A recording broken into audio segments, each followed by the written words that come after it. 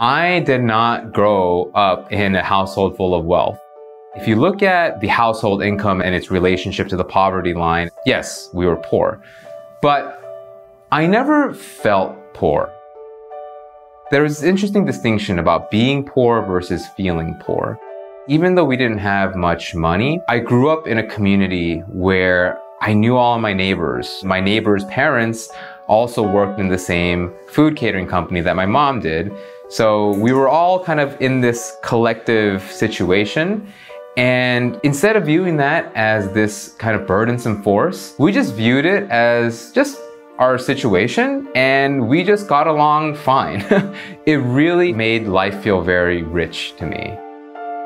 Knowing this about my upbringing really carried into how I view money now. My name is Laurenceo, and this is how I think about money, especially as it pertains to any creative endeavor that we all think about so much. When it comes to money, you could kind of think of it as these three phases on a spectrum. The first is survival, right? We use money as a means for having a roof over our heads, having a meal, and so forth, and then our basic necessities. But once you have those covered, you start to get into kind of I'm saving money territory, or I have something that is outside of that I can convert to something afterwards. And the next phase really is freedom. I think this is what we all want from money.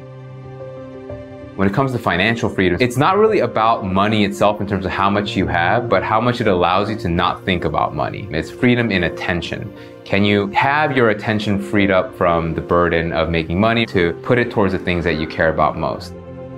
And the last part of this phase is what I call power, where we think of power as this, you're really got my grubby hands and this evil force, but it's not like that at all. Power is all about the ability to influence others through whether it's money or whatever resource that allows you to do that.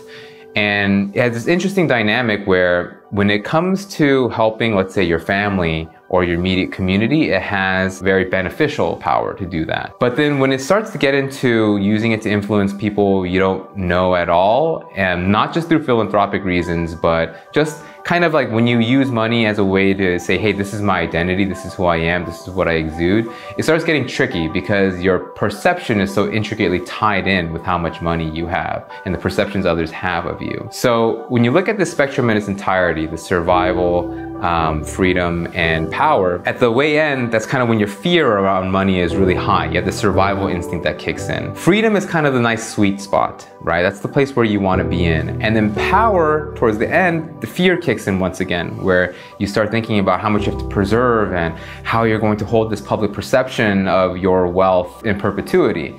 So you're trying to find where you are at this spectrum at all times. And the key thing here to recognize is as long as you have your basic necessities covered and you're not completely destitute, you have this keen ability to kind of choose where you are on this spectrum and to frame where you are on this spectrum accordingly.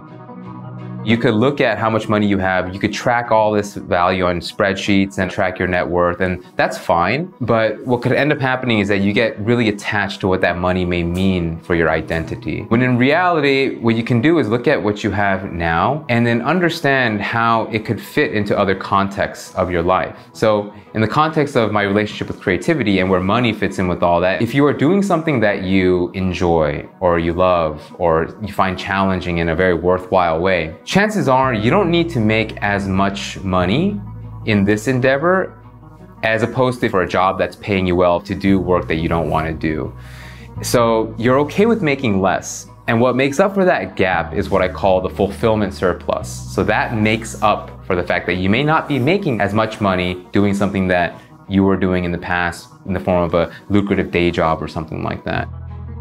Understanding this, you can frame this as, hey, if I don't have as much money as I was making before, the fact that this gap is made up by this surplus introduces this feeling of gratitude and this element that, hey, I have enough and I could really internalize it. Not through the number that I see on a spreadsheet or in a bank account, but something that is far less quantitative and more qualitative, of feeling wealthy. So that general framework helps to define how I view money and how it fits into the context of my creative endeavor as well.